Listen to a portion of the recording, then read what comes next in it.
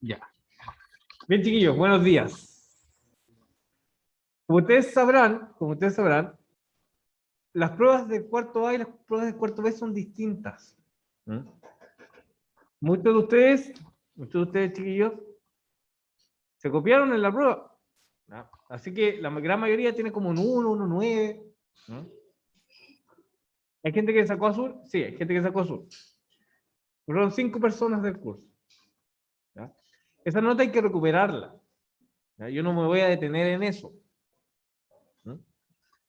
Así que lo que me voy a detener, mejor, es hablar sobre lo que se viene ahora, que es la prueba nueva, la prueba de la otra semana.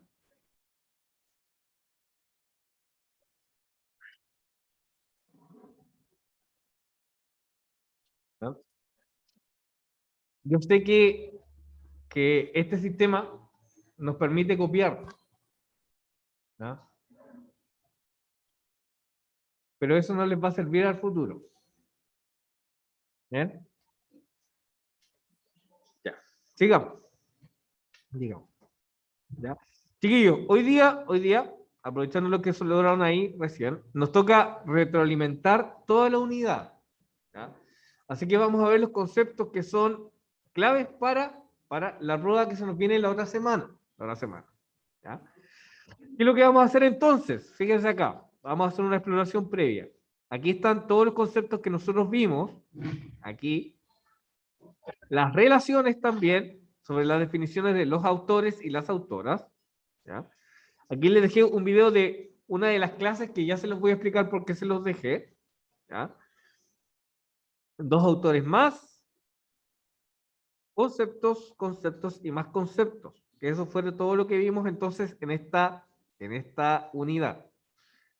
Bien, y por último también está un pequeño esquema que les hice ayer sobre paradigmas, sobre los paradigmas modernos, posmodernos, ¿ya? Y cuál fue finalmente el viaje que hicimos en toda la unidad, desde esta concepción más histórica hasta la concepción del individuo. Bien, comencemos. Pongan ahí en su cuaderno, revisión conceptual entonces.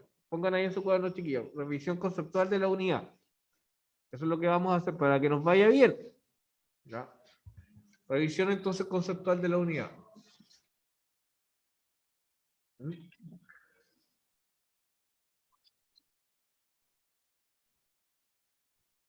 Veamos, el primer concepto que vimos fue este que está acá, un dilema ético. ¿Ya? Póngalo ahí en su cuaderno. Entonces, número 1, dilema ético. Fue el primero que vimos. ¿Ya?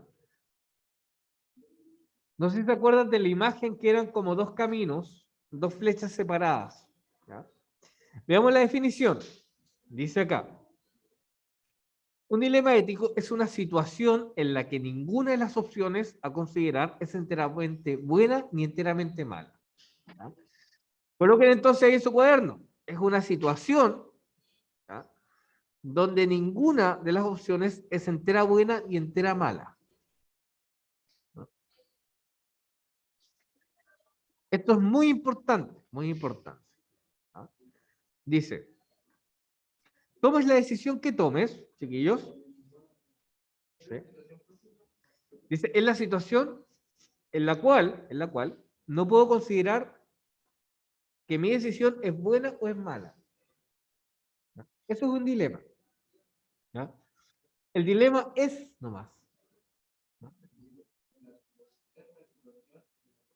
¿Ya? No, no te estoy dictando. Necesito que veas acá. ¿Ya? Ya. Un dilema ético, voy a volver, es una situación en la cual la decisión que tomemos no es ni buena ni es mala. ¿Ya?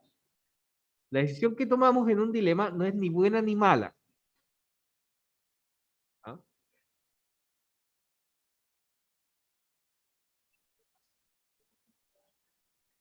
¿Bien? Lo otro importante es que tiene repercusiones. Tiene repercusiones.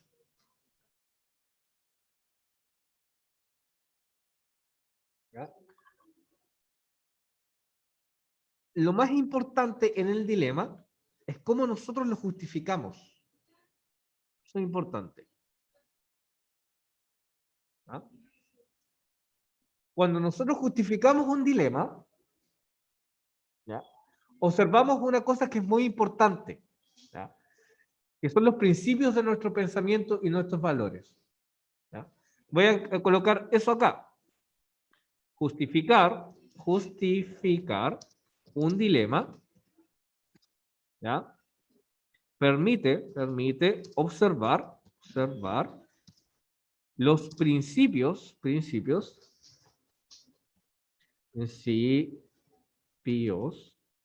y los valores de nuestro pensamiento. ¿Ya? Estos valores entran en conflicto. ¿Ya? Eso es. ¿Ya? El dilema es algo muy complejo, muy complejo. ¿No? Cuando somos más niños, son los otros los que responden por nosotros. ¿Ah? Y nos dicen, esto está bien, esto está mal. Súper cómodo ser niño, pero cuando uno crece, se tienen que enfrentar a tomar ciertas decisiones. Y eso es un dilema. ¿Mm? Dice acá, más abajo, fíjense aquí. Un dilema ético pone a prueba nuestras convicciones y creencias. Esto también es súper importante.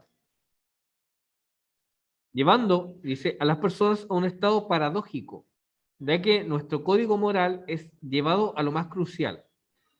Son aquellas situaciones radicales donde mostramos nuestros verdaderos principios y fundamentos que gobiernan nuestros actos. Ahí está.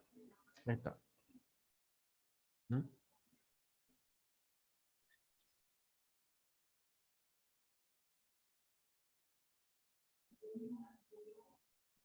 ¿Mm?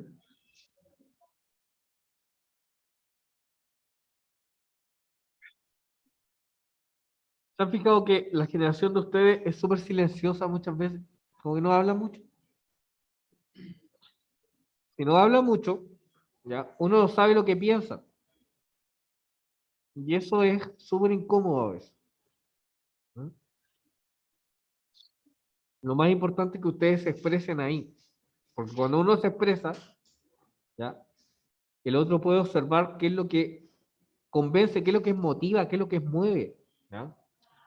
La otra persona. ¿Ya? Fíjense acá. Esto hay que tenerlo en consideración. No aprendérselo de memoria, pero sí tenerlo en consideración. Dilemas, dice. Mentir o decir la verdad respecto a una infidelidad. Eso es un dilema. Otro dilema. Inculpar o encubrir a un cómplice de un robo. ¿Mm? 3. Sacrificar a un amigo para salvar a 5 desconocidos. 4. Creer en un Dios bueno mientras la maldad en el mundo sigue existiendo. Ahí hay dilemas. ¿Mm? Trabajemos en el 2. ¿Qué harían ustedes en esta situación, chiquillos? ¿Mm? Imagínense. ¿Te has fijado que las películas toman ese dilema? Por ejemplo, hay dos personas que están llevadas en detención y a las dos las obligan a decir la verdad. ¿Qué harían ustedes? ¿Encubren? ¿Ah? ¿Confiando en el otro? ¿O lo echan al agua para tener algún beneficio carcelario, por ejemplo? ¿Mm? No, si es cómplice es porque los dos cometieron, por ejemplo, el delito.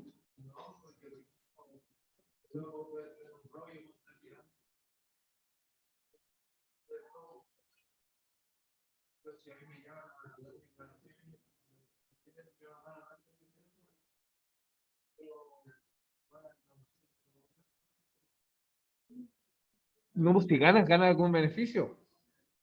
Siempre te ofrecen un beneficio. ¿Ya? Depende del asunto, ¿por qué? Es que inevitablemente estás involucrado. Eso hay que tenerlo en cuenta.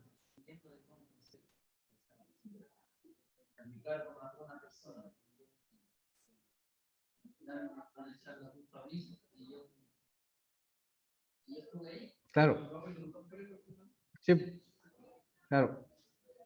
Pero, por ejemplo, el otro, que efectivamente realizó el asesinato, podría decir, no, fuiste tú. ¿Cachai? Podría decir, ya, tú lo viste, tú solamente lo viste, pero quien realizó la acción te puede a ti culpar. Es complicado. ¿Ya? Un dilema siempre es complicado. Siempre te va a llevar a ti, por ejemplo, a las últimas consecuencias de lo que tú piensas sobre lo que es justo, por ejemplo. ¿Ya?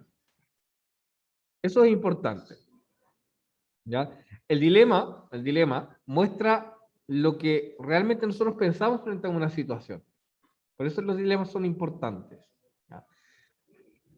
¿Qué les quiero decir con esto? Que no hay cosas ni buenas ni malas, hay consecuencias buenas y malas. ¿Mm? Todo depende de cómo nosotros nos movamos éticamente. ¿Ya? Eso fue lo primero que vimos. Después de esto, ¿ya? Vimos lo siguiente. Vimos un concepto de un filósofo que se llama George Agamben. ¿Ya? No les puedo poner aquí la foto porque después se distorsiona todo esto. ¿Ya? Pero vimos que lo que era ser contemporáneo. Así que vamos a poner ahí en el cuaderno el otro, ser contemporáneo. Otro concepto. Ser contemporáneo. Ser contemporáneo. Esto es lo que está acá. Ser contemporáneo. Es el otro concepto que vimos en clase. ¿Ya? Teníamos el dilema entonces. Recuerden, el dilema no es ni bueno ni malo. Tiene consecuencias buenas y malas. ¿Ya? Y además muestra lo que nosotros realmente pensamos frente a una situación. ¿Ya? Después vimos este concepto. ¿Ya? Y fíjense, dice el filósofo Giorgio Agamben, filósofo italiano, nos llama a través del concepto de lo contemporáneo a mirar, esto es importante, las luces y sombras de nuestra época. ¿Ya? Ser contemporáneo es evaluar el tiempo vivido. ¿Ya? Dice, a no coincidir con nuestro tiempo, tomar distancia y ser críticos con los valores actuales. Esto también es importante, ser críticos con los valores actuales. ¿Ya? Sabiendo que no podemos negar todo nuestro mundo, ya que pertenecemos irrevocablemente a él. Pertenecemos al mundo igual.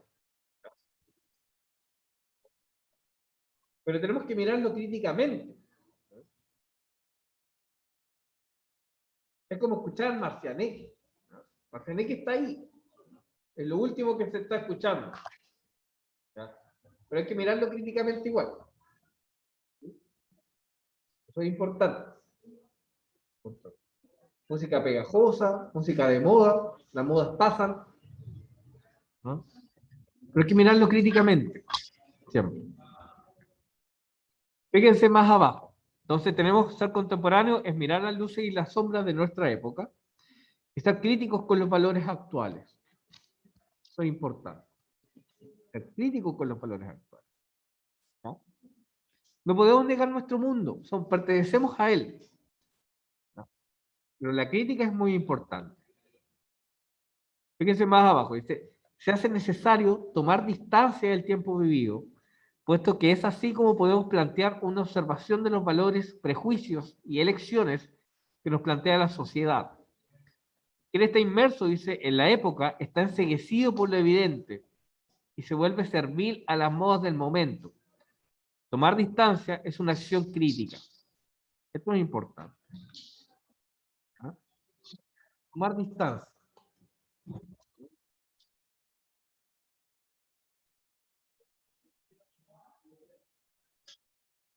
Ser crítico no es ser pesado. Ser crítico es entender de que las personas actúan por ciertos principios.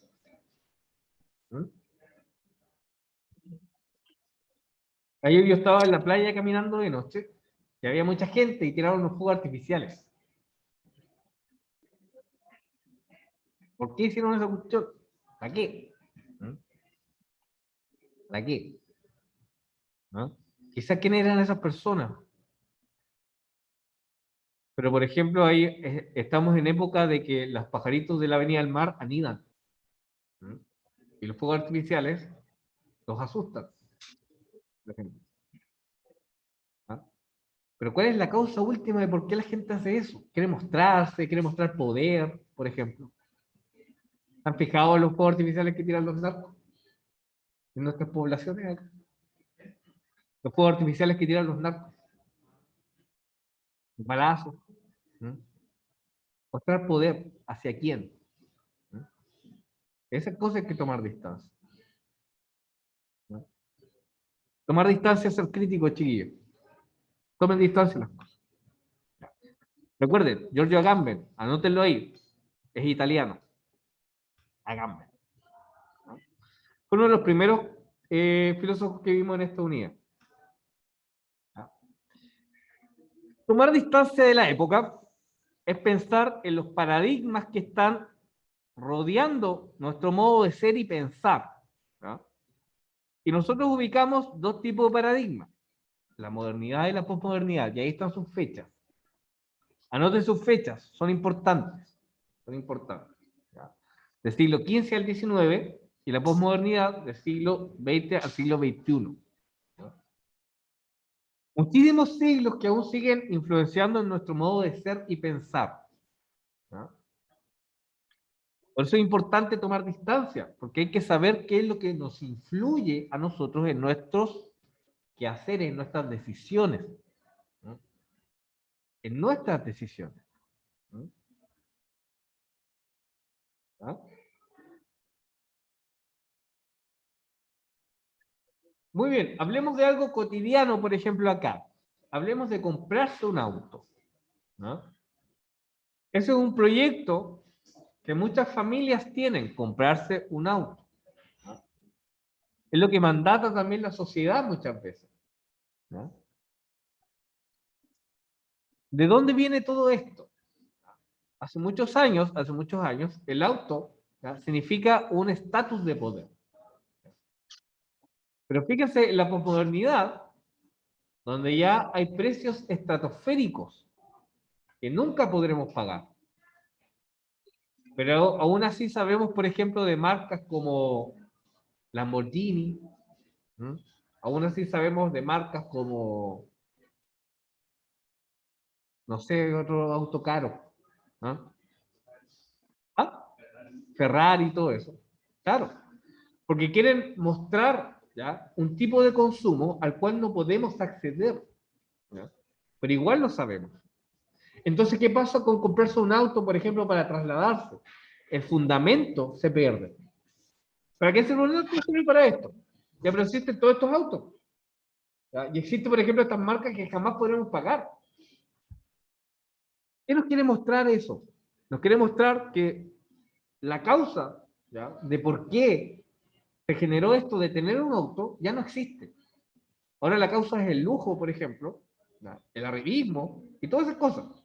Imagínense tener un automóvil de esto acá en La Serena, en esas callejuelas que son para carretas. No tiene sentido, pero hay gente aún así que los tiene. ¿Mm? La pérdida del sentido, ¿ya?, la pérdida de sentido es propia de la posmodernidad. Vamos a verlo más ratito, más ratito. Vamos acá. Muy bien. Paradigma base, fíjense acá. ¿Qué es lo que es el paradigma base? Que muchos lo describieron muy bien en la prueba, ¿ya? O otros lo copiaron de otros, no sé, ya no sé. Pero aquí está, ¿ya? Dice, durante el desarrollo histórico de las ideas, ahí lo repetí ahí, podemos reconocer importantes transformaciones que se realizan mediante una misma y fundamental raíz de sentido. Dice, este núcleo de definiciones determina la posibilidad de acción humana. Dentro de nuestra época constituye la raíz de nuestra obviedad y la estructura primaria de nuestra mirada o disposición a las cosas. Es un paradigma. Cómo nosotros miramos la realidad. Y los paradigmas influyen en cómo nosotros nos vamos a tratar. ¿Ya?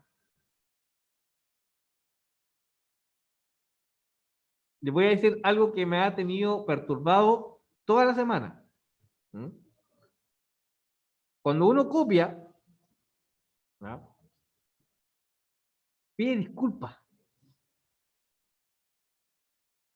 Pero yo sé que dentro de esos paradigmas, chiquillos, no está eso. Del mío sí. El error, ¿ya?, es algo que yo puedo mejorar. Pero dentro, por ejemplo, de sus formas de ser, pedir disculpas no existe. Sé que no va a existir en ustedes. ¿No? Porque dentro de sus valores no está el pedir disculpas. ¿Mm? ¿Oh? ¿Mm? Le-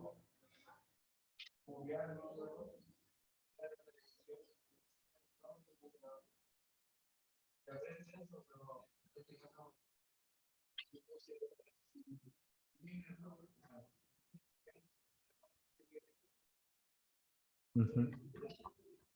Lo sé, lo sé. ¿Ya? Pero aún así, me ha estado dando vuelta todo esto. ¿Mm? La idea, chiquillos, no es perturbarlos con esto. La idea es que ustedes aprendan y tengan una herramienta después. ¿Ah? Por eso a mí me llama la atención lo que sucedió. Mucho la atención. ¿Mm? Pero por eso también estamos haciendo esta revisión conceptual y valoro lo que tú me dices. ¿Mm? ¿Ya? A propósito. ¿Ya? Esto es un paradigma, volvamos a esto. ¿Ya?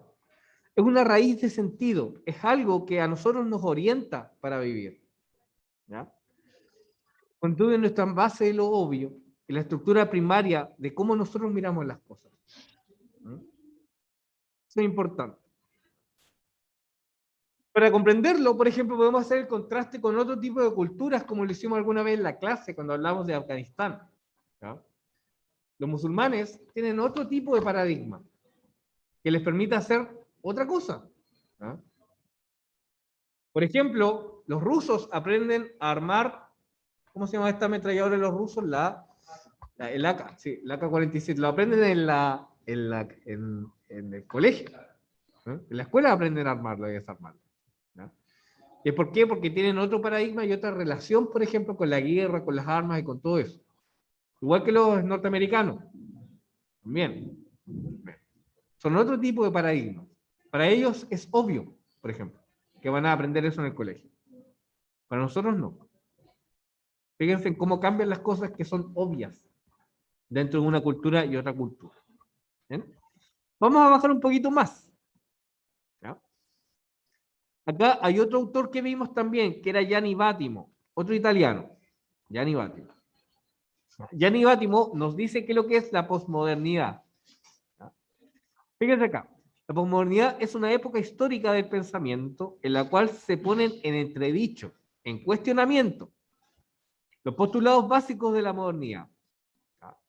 La posmodernidad es una reescritura de los principios del proyecto moderno. Esto es importante. ¿Ya? Si alguna vez los seres humanos, ¿ya?, inventaron cosas para un bienestar, y ese bienestar, por ejemplo, está terminando con el planeta, hay que reescribirlo. ¿Mm? Eso es importante. O sea, hay cosas que nacieron desde la modernidad que ya no funcionan. ¿Mm? Por ejemplo, los roles de género nacieron en la modernidad y ya no podemos actuar de la misma forma. ¿Ah? La industria, por ejemplo, no puede pensar en depredar todo. ¿Mm? O en la misma contaminación. O en el cambio climático, por ejemplo. ¿Ya?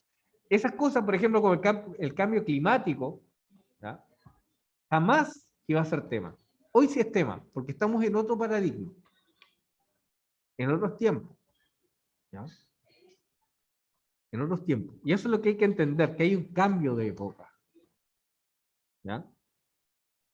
Fíjense aquí, principios del proyecto moderno como la libertad, la igualdad política, el desarrollo científico y tecnológico, el desarrollo humano, etcétera, ¿ya?, es una época de profundas incertidumbres. Eso hay que saber. ¿Ya? Cuestionamiento, incertidumbre. Eso es lo que nos trae entonces nuestra época posmoderna. ¿Ya? Ahora, otra pregunta que es fundamental. Fundamental. ¿Ya? Fíjense, observamos la posmodernidad desde la ética, porque la ética es un pensamiento situado ¿ya? En relación con la persona y el tiempo vivido. Por eso estamos viendo estas cosas. ¿Ya?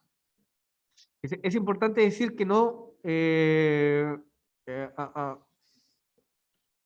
este tiempo histórico nos plantea nuevos desafíos. Dice, así la ética nos ayuda a evaluar nuestra época, que algunos pensadores han llamado posmodernidad. Eso es importante. Plantear nuestra época.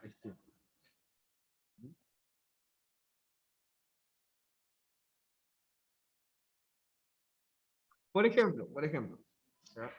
Alguna vez a mí me tocó ser como dirigente estudiantil, ¿no? En esa época, que hubieran mujeres en las dirigencias no era tema. Las chiquillas estaban ahí, pero nunca tomaban, por ejemplo, ciertos liderazgos que nosotros como hombres los tomábamos. ¿Ya? Pero hoy eso ya no es, ya no debe ser. ¿Ya? Hoy las chiquillas se ganan su espacio por mérito propio. Pero fíjense, no pasó hace mucho. Cuando yo iba a la universidad no era tema. Ahora sí es tema. ¿Mm? Cambio de paradigma.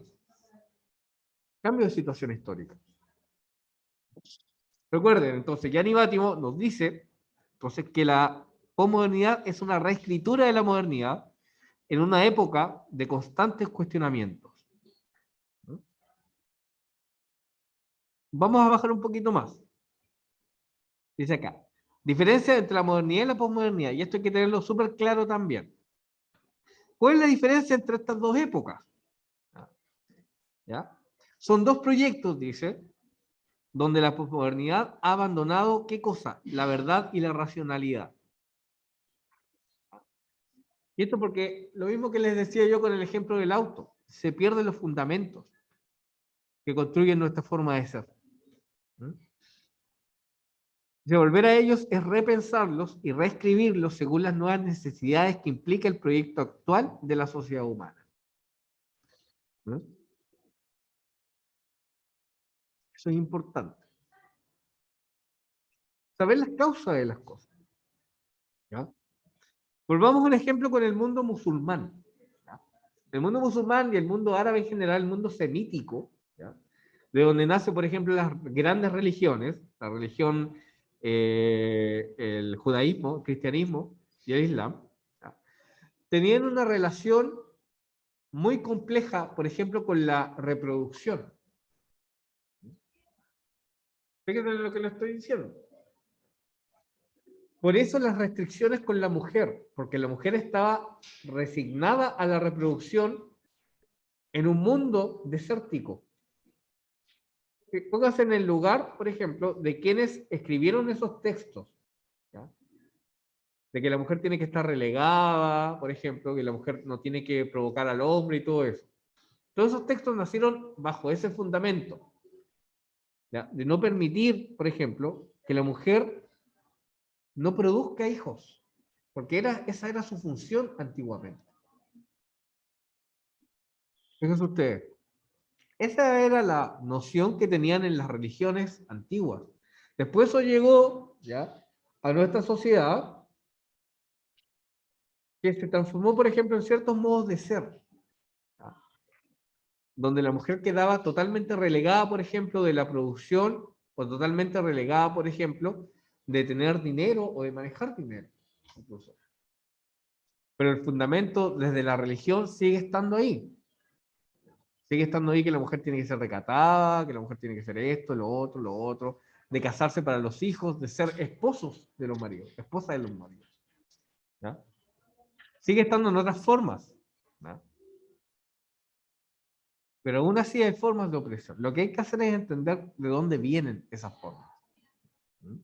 De dónde vienen, para poder comprenderlo. ¿Ya? La principal diferencia es que hoy ya no sabemos, por ejemplo, buscar cuál es la causa de las cosas. ¿Mm? ¿Cuál es la causa? ¿Ustedes sabían cuál es la causa de por qué se usaba el uniforme, chiquillos? ¿Mm? El uniforme escolar, ¿ya?, nace como una respuesta ante la pobreza. La gente no tenía cómo vestirse. Los niños no tenían zapatos hace mucho tiempo. Entonces, ¿qué es lo que dijo el sistema educativo? Uniformemos todo, que todos sean iguales para que todos puedan aprender. ¿Qué hizo el mercado? Lo adaptó. Lo adaptó. Y cambió todo. ¿Por qué? Porque se perdió el fundamento de cuál era el fundamento de la igualdad que estaba en el uniforme escolar. Eso es. Se pierden las cosas. No estoy hablando de buscar esos fundamentos para volver a ellos, sino que repensarlos. Si ya, por ejemplo, el uniforme ya no es importante, pero sí, por ejemplo, la igualdad entre ustedes, que ustedes sean iguales, que aprendan, por ejemplo, esos valores. Y eso no se gana con el uniforme, se gana con los hábitos, por ejemplo. Ahí estamos reescribiendo eso. ¿Eh? Sigamos más abajo. Nosotros en una actividad, ¿ya? Revisamos a dos pensadores, ¿ya? Que están acá. A Kant y a Chantal Mouffe. ¿Ya? Él es Kant, ¿ya? Fíjense en los tiempos. 1724, 1804, y la Chantal Mouffe que nació en el 43, todavía está viva. ¿Ya? Ese diálogo, ¿ya?, entre los dos pensadores y en sus textos está aquí. Así que yo les voy a pedir que ustedes observen este video. ¿Ya? Aquí hay una lectura de los textos. Espérense acá, déjenme acá.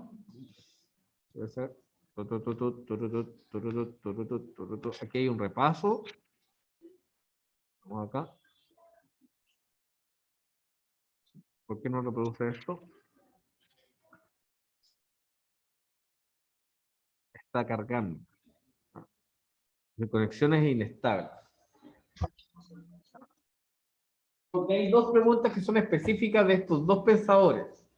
Y aquí está la lectura de esos dos textos que son muy breves. Y yo necesito que ustedes los vean para la prueba. ¿Ya? Aquí está. ¿Ya? Esta actividad la hicimos en los dos cursos. ¿Ya? Pero yo encuentro que cuando lo hice en el A, ¿ya?, en el A me hacían más preguntas y salieron más cosas interesantes. Me gustaría que ustedes también vieran este video. ¿Ya? Que está acá. ¿Bien? Voy a bajar un poquito más, porque aquí está también lo esencial. Fíjense. Kant, que era un pensador alemán, dice, es un pensador de la modernidad. Dice, dado que postula que todas las acciones humanas se realizan conforme a leyes universales. ¿Ya?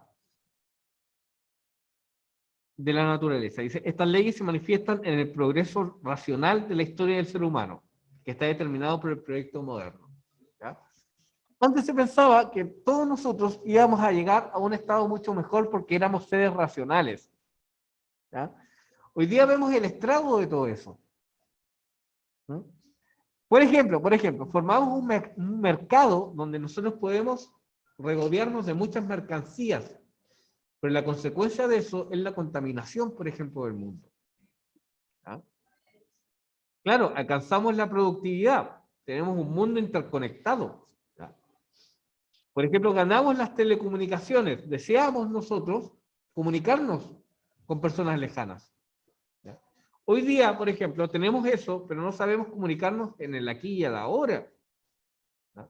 Así las cosas van cambiando, porque estamos en un momento de desorientación. Fíjense en lo que dice acá la pensadora belga, Chantal Mouffe, dice, aporta a la discusión posmoderna la sinceridad de la confusión permanente en los modos de pensar de nuestros días, producto del quiebre con la modernidad. ¿Ya? Chantal Mouffe ahí nos habla de que hay un quiebre con la modernidad. Dice, alude a que la racionalidad, dice, está en cuestionamiento. Critica el universalismo de la razón. Ya no hay una sola razón, dice. Y la idea de naturaleza humana universal. No existe una sola naturaleza humana esencial, fíjense, sino que es resultado de la contingencia y la ambigüedad. O sea, no existe un individuo transparente y racional como pensaba Kant, sino más bien identidades múltiples, históricas y deconstruidas. ¿Ya? Antes pensábamos que había un solo hombre, una sola forma de idea de hombre. Pero dejábamos detrás, por ejemplo, a las mujeres. Esa sola idea de hombre, por ejemplo, era la sola idea del hombre europeo. ¿Ya? Lo cual llevó a que, por ejemplo, los latinoamericanos no tuviéramos ser, no supiéramos lo que somos. ¿No? Hoy eso también está en debate. ¿Qué es lo que somos hoy? ¿No? Eso es importante. ¿No? Vamos más abajo.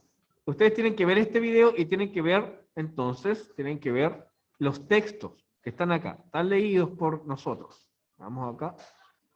Ah, no avanza. Ya, pero contarle que ahí está la lectura. La lectura. Ya. Ahí está. Por ejemplo, ahí, ¿ven? Ahí yo fui marcando, fui haciendo la síntesis, para que ustedes entonces vean este diálogo entre la Chantal Mouffe y Kant. Kant es alemán, Chantal Mouffe es belga. Bélgica queda al norte de Francia, al sur de Países Bajos, que es un país chiquitito. Ella habla francés. ¿Bien? Fíjense aquí, dice. En la filosofía encontramos un ejercicio crítico y reflexivo de encontrar los fundamentos de lo que fuimos en la modernidad y lo que seremos en la posmodernidad.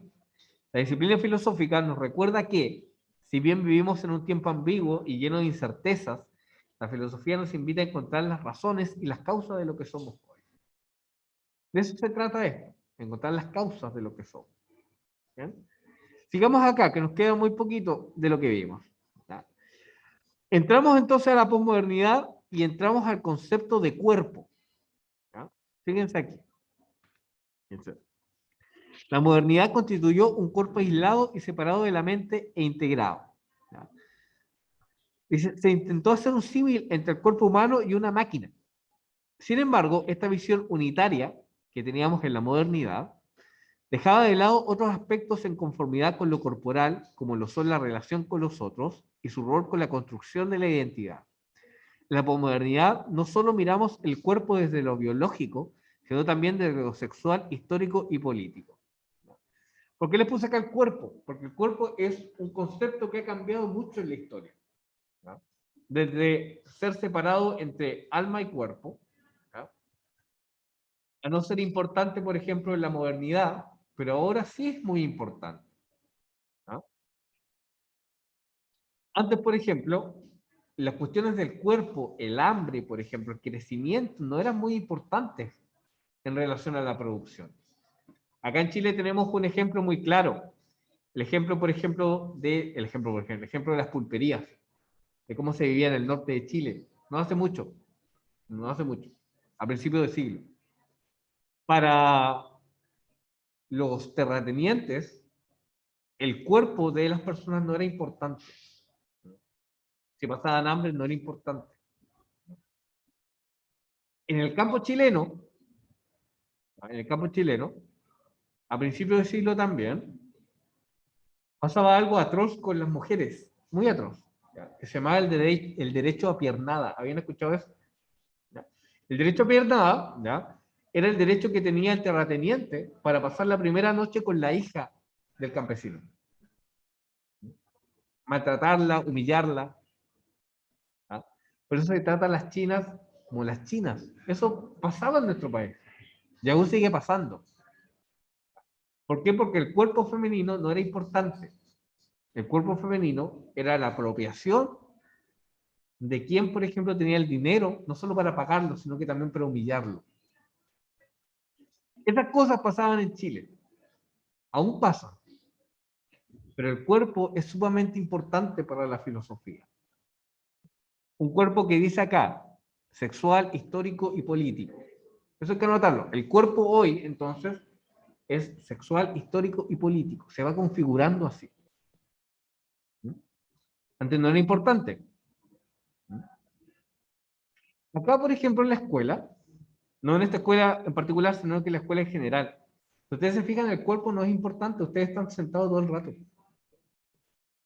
No es importante. Si ustedes se fijan. La actividad física, por ejemplo, no es tan importante como, por ejemplo, la actividad intelectual. Debería ser importante también, por ejemplo. La sexualidad, no podemos hablar de sexualidad en el colegio. ¿Por qué? Porque el cuerpo no es importante. La idea es que de aquí en más, en nuestra época posmoderna, sepamos que el cuerpo es importante, es histórico, es político, por ejemplo. ¿Ya? Copiado ese. ¿Ya? Sigamos acá, más abajo. Así, del cuerpo pasamos al proceso de subjetivación, dice. La construcción de la subjetividad es el resultado de un proceso cultural, político, económico y social. ¿Ya? Nosotros vimos que interfiere en él la familia, por ejemplo, interfiere la escuela, interfiere las opciones sexuales, ¿ya? Interfiere también la economía, interfiere también, por ejemplo, los medios de comunicación y las redes sociales. Todo eso interfiere en cómo nosotros nos relacionamos con nuestro propio cuerpo. ¿Ya? ¿Se han fijado, por ejemplo, estos reels donde aparecen unas, generalmente son unas asiáticas, que por medio del maquillaje se cambian enteras? ¿Han visto eso? Terrible. Esa es la concepción del cuerpo que tenemos. No como un cuerpo natural, sino como un cuerpo artificial, si ustedes se fijan. ¿No? El otro día yo vi uno donde, por ejemplo, se ponía unas sombras acá y de su rostro, por ejemplo, que era más redondito, se hacía un rostro más perfilado, ¿no? ¿Me explico? ¿No? Pero eso también tiene que ver con sus propios procesos de subjetivación. Dice, en ella, dice, se sintetizan los procesos de subjetivación que vive cada persona como sujeto. En este proceso, ¿ya? En este proceso, claro, sí, muy bien ahí Benjamín. Benjamín nos dice que cuando estudiamos o jugamos en casa también contaría como el cuerpo no es importante. Claro que sí, claro que sí. ¿Ya? El mismo hecho, por ejemplo, de aguantarte, ¿ya? En un trabajo de hacer caca o pipí, es porque el cuerpo no es importante. ¿Ya? Fíjense acá, sigamos acá con el proceso de subjetivación. Este proceso, lo exterior, es asumido por la interioridad a través de distintas fuerzas que atraviesan el sujeto. Esto es importante. Hay fuerzas que atraviesan al sujeto. ¿Ya? La tradición, los medios de comunicación, la sexualidad, la identidad, la moral. Estas líneas constituyen el centro del yo en la posmodernidad. ¿No? Los cambios que hemos tenido con nuestro cuerpo en relación a nuestro cuerpo, a nuestra sexualidad, son claves en esta época. ¿Ya? Por eso las opciones sexuales son tan relevantes. Antes, por ejemplo, todo eso estaba escondido. ¿Ya? Pero ahora es importante. ¿Ya? Sigamos acá. Aquí está también el video del proceso de subjetivación, que yo les voy a pedir que lo reproduzcan también otra vez. ¿Ya? Y finalmente llegamos al último concepto, que era la perspectiva de género. La perspectiva de género, dice, se refiere a la metodología y al mecanismo que permite identificar y cuestionar la discriminación, la desigualdad y la exclusión de las mujeres. ¿Ya? Esto es importante, chiquillos. Lo que nos llama la perspectiva de género es a cambiar ciertos hábitos y a criticar ciertos privilegios que tenemos. Como poder caminar en la calle, como por ejemplo el tema del acoso. ¿No? Todas esas cosas interfieren en la construcción de la subjetividad. ¿No?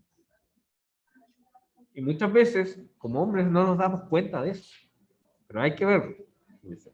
La discriminación que se pretende justificar, dice, con bases en las diferencias biológicas, culturales y tradicionales asignadas entre hombres y mujeres. ¿No?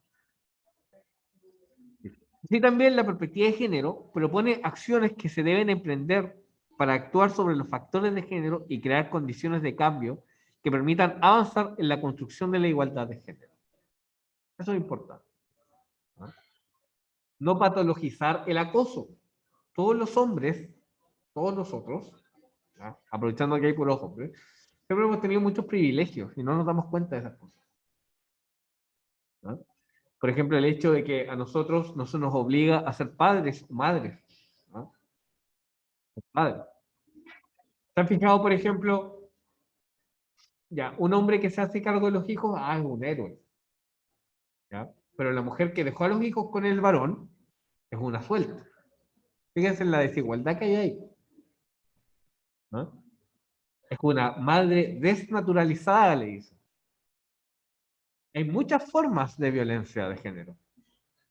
En la otra unidad la vamos a retomar, porque esto es muy importante, sobre todo en nuestra época.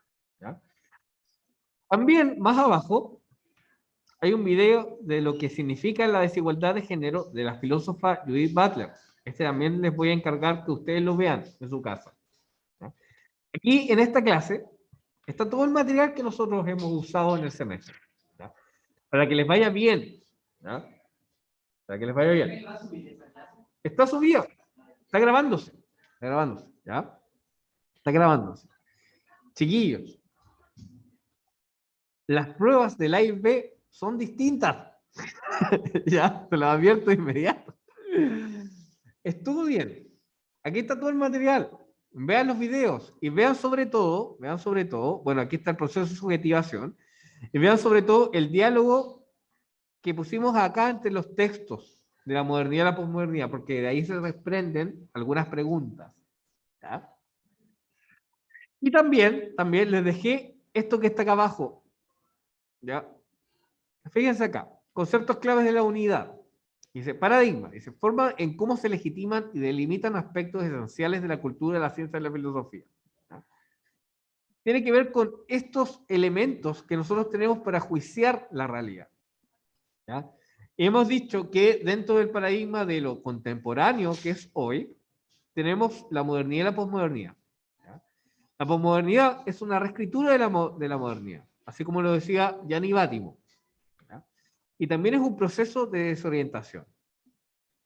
Y después pasamos de eso a el proceso de subjetivación, donde los medios de comunicación, la identidad, la sexualidad, el género y la biología, la familia, la idea de progreso, la ética, la verdad y la tecnología, ¿ya? Son como líneas que atraviesan al yo y que van formando tu identidad.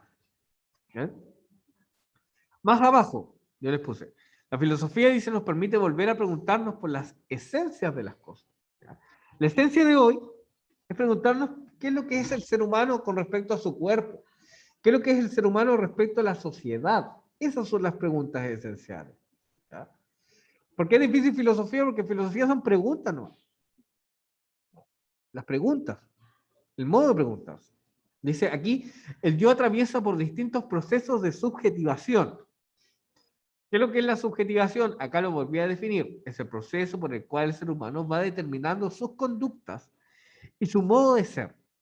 El concepto de subjetivación nos permite conocerlos y determinar las líneas que construyen nuestro modo de ser. Ahí está. Lo central, dice en el proceso de subjetivación, es la elección de la sexualidad. Es una cosa central. Y ahí llevamos, por ejemplo, al problema de género, dice.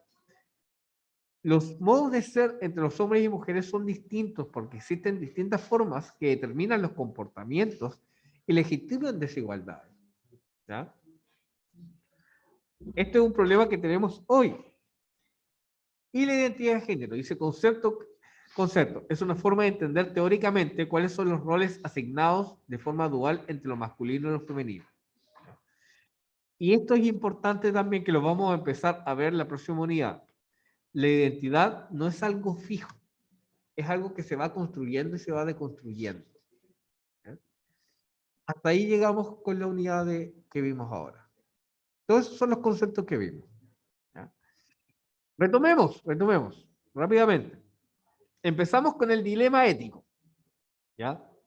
¿Qué es lo que era el dilema? ¿Ya? Una decisión que no es ni buena ni mala, sino que tiene consecuencias buenas y malas.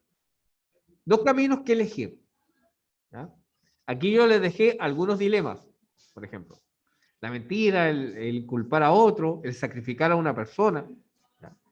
El creer si existe Dios mientras existe la maldad. Ahí hay un dilema. ¿Ya? Después vimos el concepto de qué es lo que es ser contemporáneo para fomentar la crítica a lo que tenemos actualmente. ¿No? Ese es el concepto de Agamben. Después vimos los paradigmas de nuestra época, el cómo nosotros nos movemos, ¿verdad? Y qué es lo que construye la raíz de sentido, lo que nosotros vamos a pensar en nuestra época. ¿Ya? Y ahí lo tenemos, la modernidad y la posmodernidad. ¿Ya?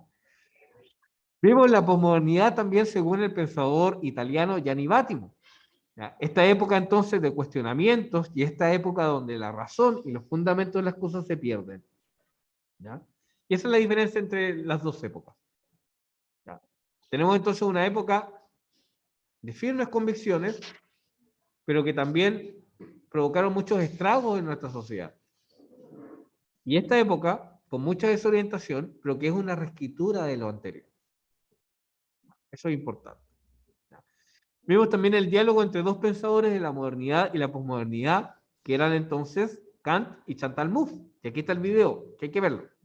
Hay que ver el texto. Ya, el video es muy cortito, son como 10 minutos que yo estoy hablando de esto. ¿Ya? Ustedes pueden reconocerlo ahí en el video, ¿ya? Porque empieza la clase. Yo empiezo acá, en esta clase, igual como lo hago con la clase de ustedes. ¿Ya? Empezamos a ver todo lo de la unidad. Aquí empezamos a ver los postulados básicos de la modernidad, yo me acuerdo. Y después, fíjense, que hablamos un poco del libro, le muestro un poco el libro a los niños. Y aquí en el 39, minuto 40, son 10 minutos que leemos el texto. ¿Ya? Hay que leer esta parte, hay que observarla y decir, ya, este es el texto de Chantal Mouffe, este es el texto de Kant y cuáles son las diferencias. ¿Ya? También para ayudarlos, está aquí una síntesis de los dos textos, entre Kant y Chantal Mouffe. ¿Ya? Después vimos la importancia del concepto de cuerpo en la modernidad. ¿Ya? El cuerpo no es una máquina. ¿Ya? Tiene que ver con la identidad que es sexual, histórica y política. ¿Ya? Y después vimos los procesos de subjetivación que permiten esta construcción de la identidad. ¿Ya? Aquí también está el video de la subjetivación, que son líneas que van entonces interceptando el sujeto. Y después vimos la perspectiva de género, que fue el último de los conceptos. ¿Ya? Este video también hay que verlo. ¿Qué significa el género? ¿Ya? Y aquí hay otra pensadora, la Judith Butler. ¿Ya? Y finalmente, tenemos entonces el esquema de la unidad. Está ahí. ¿Ya? Aquí está todo para que ustedes se preparen para la prueba. ¿Ya? La prueba tiene 20 preguntas, ¿ya? Igual como la que siempre hacemos. ¿Ya? No está difícil si es que miramos entonces y hacemos esta síntesis que hicimos hoy día. ¿Ya? Yo necesito que ustedes aprueben con un 7. ¿Ya? Eso es importante para que puedan superar entonces el error de la otra vez. ¿Ya? La prueba del A y del B, del cuarto A y del cuarto B, son distintas, así que no se copien. ¿Ya? Dialoguen entre ustedes, si es necesario. Pero esa es toda la preparación. ¿Se entiende? ¿Sí? ¿Sí? ¿Todo bien? Ahí está todo el material. ¿Ya? Bueno. Llegamos hasta acá con esta parte. La próxima unidad vamos a ver lo que es la deconstrucción. Vamos a ver otras cositas más sobre filosofía de hoy, filosofía contemporánea. ¿Ya? Y ahí vamos a estar. ¿Bien? Ya, chiquillos, voy a dejar entonces la transmisión. Este video va a quedar grabadito para que puedan estudiar. Bien. Espero que les vaya súper bien, que tratemos de rectificar ya lo que pasó con la prueba del libro. Hay que rectificar eso, sacarse buena nota esta vez. ¿Ya? Ya. Nos vemos, chiquillos virtuales. Chao, chao. Chao, chao. Niños virtuales.